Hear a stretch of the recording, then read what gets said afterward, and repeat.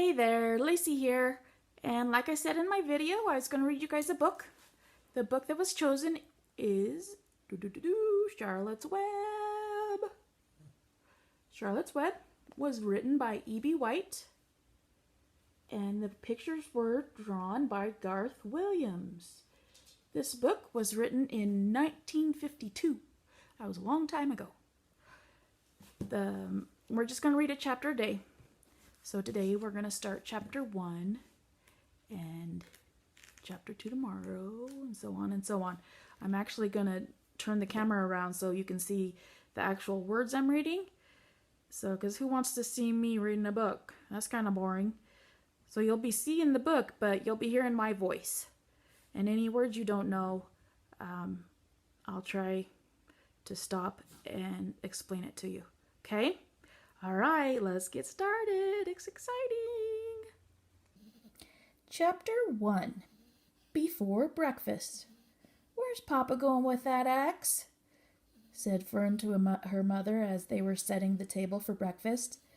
"Out to the hog house," replied Mrs. Arabelle. "Some pigs were born last night." "I don't see why he needs an axe," continued Fern, who was only 8. "Well," said her mother, "one of the pigs is a runt. It's very small and weak, and it will never amount to anything. So your father has decided to do away with it." "Do away with it?" shrieked Fern. "You mean kill it, just because it's smaller than the others?" Mrs. Arabelle put a pitcher of cream on the table. "Don't yell, Fern," she said. "Your father's right. The pig will probably die anyway." Fern pushed out her chair. Fern pushed a chair out of the way and ran outdoors. The grass was wet and the earth smelled of springtime. Fern's sneakers were sopping by the time she caught up with her father. Okay, do you guys know what the word runt means? This word right here. A runt is the smallest of all its brothers and sisters. And they usually don't live because they're so little, and the brother and sisters kind of push them out of the way and to get food. It's kind of mean of them, but it's the way life is. So this little pig is a runt. And do you guys know what sopping means? That means really, really wet. So her sneakers, which are shoes, were sopping. They were really wet. And she went to go get her father.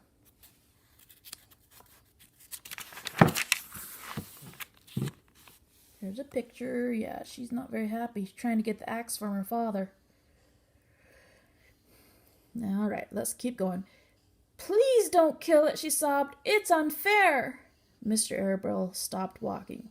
"Fern," he said gently, "you will have to learn to control yourself." "Control myself?" yelled Fern. "This is a matter of life and death, and you talk about controlling myself?" Tears ran down her cheeks, and she took hold of the axe and tried to pull it away from her father's hand. "Fern," said Mr. Arabelle, "I know more about raising a litter of pigs than you do. A weakling makes trouble. Now run along." "But it's unfair," cried Fern. "The pig couldn't help being born small, could it? If I had been very small at birth, would you have killed me?" Mr. Arabelle smiled. "Certainly not," he said, looking down at his daughter with love. "But this is different. A little girl is one thing, a little runty pig is another." "I see no difference," replied Fern, still hanging on to the axe. "This is the most terrible case of injustice I ever heard of." A queer look came over John Arabelle's face. He seemed almost ready to cry himself. "All right. You go to the house, and I'll bring the runt when I come in. I'll let you start it on a bottle like a baby. Then you'll see what trouble a pig can be." When Mr. Arabelle returned to the house, half an hour later, he carried a carton under his arm. Fern was upstairs changing her sneakers. The kitchen table was set for breakfast, and the room smelled of coffee, bacon, damp plaster, and wood smoke from the stove. "Put her on the chair," said Mrs. Arabelle. Mr. Arabelle set the carton down at Fern's place. Then he walked, turning page, he walked to the sink and washed his hands and dried them on the roller towel. Fern came slowly down the stairs. Her eyes were red from crying, and she approached her chair. The curtain wobbled. Wobble, wobble. And then there was a screeching noise. Fern looked at her father. Then she lifted the lid of the curtain. There, inside, looking up at her, was a new-born pig. It was a white one. The morning light shone through its ears, turning them pink. "He's yours," said Mr. Arabelle, "saved from an untimely death, and may the good Lord forgive me for this foolishness." Fern couldn't take her eyes off the tiny pig. "Oh," she whispered, "oh, look at him. He's absolutely perfect." She closed the curtain carefully.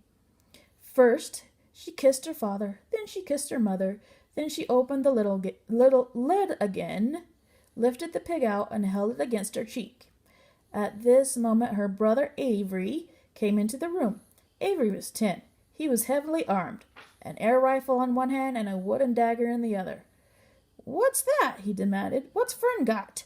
"She's got a guest for breakfast," said Mrs. Arabelle. "Wash your hands and face, Avery." "Let's see it," said Avery, setting his gun down. "You call that miserable thing a pig? That's a fine specimen of a pig. It's no bigger than a white rat." "Wash up and eat your breakfast, Avery," said his mother. The school bus will be along in a half hour." "Can I have a pig too, Pop?" asked Avery. "No, I only distribute pigs to early risers," said Mr. Arabelle. "Fern was up at daylight trying to rid the world of injustice. As a result, she now has a pig. A small one, to be sure, but nevertheless a pig. It just shows what can happen if a person gets out of bed promptly. Let's eat." But Fern couldn't eat until her pig had had a drink of milk. Mrs. Arabelle found a baby's nursing bottle and a rubber nipple. She poured warm milk into the bottle.